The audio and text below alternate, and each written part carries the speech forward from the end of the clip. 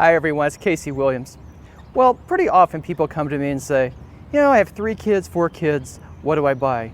Or, I've got tennis partners and there's 2 or 3 couples that go, what do we buy? Or how do I get my golfing buddies into a vehicle with their golf clubs? And this usually comes down to a conversation of 3-row vehicles. I like to recommend a minivan. I think it's really practical. And usually the same people go, no, I'm not driving a minivan. Either it's not cool or they're older and they don't want to drive a minivan, look like they have kids. So it's like, well, what do you buy? Well, now we start talking about 3-row crossovers. And the vehicle I think is the most like a minivan and has utility of a minivan, but really kind of has the cool cachet of a crossover, is the Honda Pilot. And the vehicle we have today is a Honda Pilot Elite, the upscale luxury version of it. Let's go have a look. Well, unlike a lot of competitors, the Pilot makes about that much pretense of being anything other than really a jacked up minivan. I mean, the front of it looks tough. It's got the typical Honda look to it, the current trademark look. Big chrome grille with the bars on it, have LED headlamps. It looks really streamlined, looks really nice. When you come around the side of it, you start seeing how tall this thing is. And it kind of just looks like a jacked up minivan in a lot of ways. But it looks good, it looks streamlined. The big body shell has a lot of space inside of it. Rides over 20-inch alloy wheels. This is the Elite package, as I said. So you got a lot of the chrome trim on it. Down below, chrome door handles. Of course, the chrome here, you've got the roof rack as well. So a lot of just kind of upscale luxury features, just the way it looks on the outside. Come around the back, again, just some more chrome detailing. A little bit of satin silver finish down below. Again, the whole thing looks very upscale, almost looks like an Acura. Power rear hatch.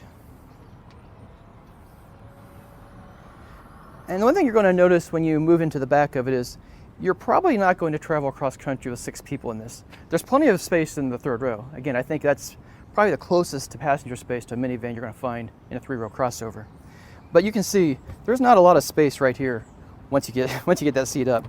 There is some additional space down below, but you're not going to put a suitcase down there. So if you really want 3 rows, you're probably going to look at some kind of roof carrier to go along with it. But when you pull the strap, put these down, 4 people can certainly travel with all the luggage you're ever going to want in here. From the inside, you'd be hard-pressed to tell you're not in a Honda Odyssey minivan, and I think that's actually a really good thing. You've got the utility and the comfort and the space of a minivan, but you got the outside style and you're just riding up a little bit higher like you would in a crossover. Just look at the interior. Big, deep storage bins here, storage bins in the doors, big glove compartment. You sit up high, the seats are comfortable. Everything you'd expect in a minivan, Jeep console here as well. And there's a lot of comfort features in this. You've got heated and ventilated leather seats up front. You've got a heated leather-wrapped steering wheel. The twin captions chairs in the middle row, they're heated. A lot of infotainment equipment on it. Nice touch screen. Got navigation, all the phone connections, Bluetooth, Wi-Fi, all the USB ports. Very easy to connect. It's got a video screen that flips down here for the rear seat passengers. That's a nice addition as well. Tri-zone automatic climate control. You got for each of the front passengers plus the back a separate control system. All that works out really well. Nice up-level audio system, sounds fantastic when you're on the road. And from a driver's perspective, also very nice. It's not a full flat screen instrument cluster, but the center is a flat screen, works out really well, nice colors, digital speedometer, tachometer cross. Very simple, feels kind of sporty, actually feels kind of like a Civic Si almost, the way it's laid out. And again, the steering wheel, nice thick, leather wrapped, I like this. And the safety systems, Honda went all out with the safety gear. It's got adaptive cruise control, got the forward collision alert system with auto brake, it's got a pedestrian warning system along with that, lane keep assist, it's got a self-centering system. You have to keep your hands on the steering wheel, but it will keep the vehicle centered in its lane, even around curves. So that with the adaptive cruise, again, just gives you just a little bit of a mind break when you're on the highway. You have to pay attention, still have to have your hands on the wheel, but the vehicle will take a lot of the load off of your driving when you're on the road. Rear cross-path detection, of course, blind spot warning. It's got everything you need to keep everybody in the vehicle safe.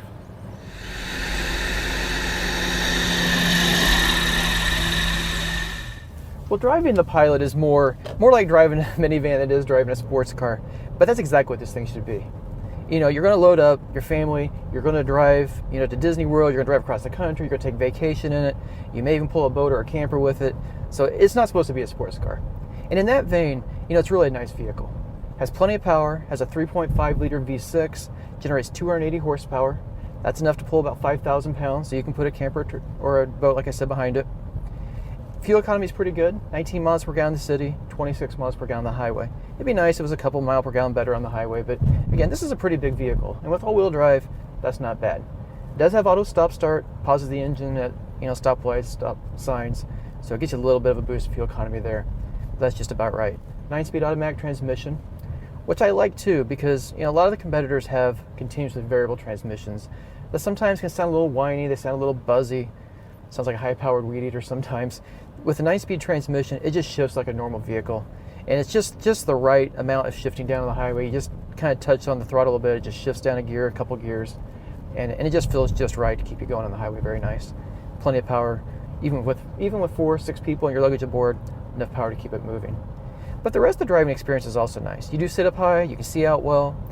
Being a Honda, it just kind of rumbles over the rough pavement, nothing squeaks, creaks, or rattles. 4-wheel independent suspension, so it handles well. Again, you sit up high, but this has, the Elite package, 20-inch wheels, so it handles pretty good. Steering's pretty tight. And if I was going to take my family and drive 1,000 miles, I'd be perfectly content sitting here. Some of the other things I do like, especially as I'm noticing and I'm driving the vehicle a lot, I like the instrument cluster. I like having a digital speedometer. To me, it's just easier to kind of look down and see the numbers. It's got a tachometer across the top, very easy to understand. The touchscreen controls, Honda's really gone to work on that, and they've made it a lot better. In the last generation, it was like this 2-screen layout that was just really, really confusing. This is a lot easier to use. I wouldn't say it's quite the class standard yet, but it's a whole lot easier. There is a proper volume knob. You don't have to swipe screen and do stuff on it now. It'd be also nice if there is a proper tuning knob for the radio. That'd be great. But you can put it in browse mode and swipe through the channels pretty easily. So that works out fairly well. But the thing I just think it's great. It's just like, again, we compare these to minivans, and I think that's really what people are kind of comparing them against, and same utility. With the captain's chairs in the back, and they're actually a fairly roomy third-row seat. You can get in, load up, and go anywhere you want to go into it.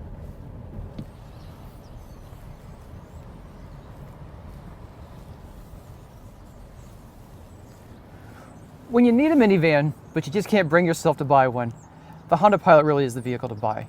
It looks good from the outside, you sit up high like a crossover, but it's got the interior space, the functionality, and the luxury of a very nice, well-equipped minivan, especially with the Elite package in this vehicle.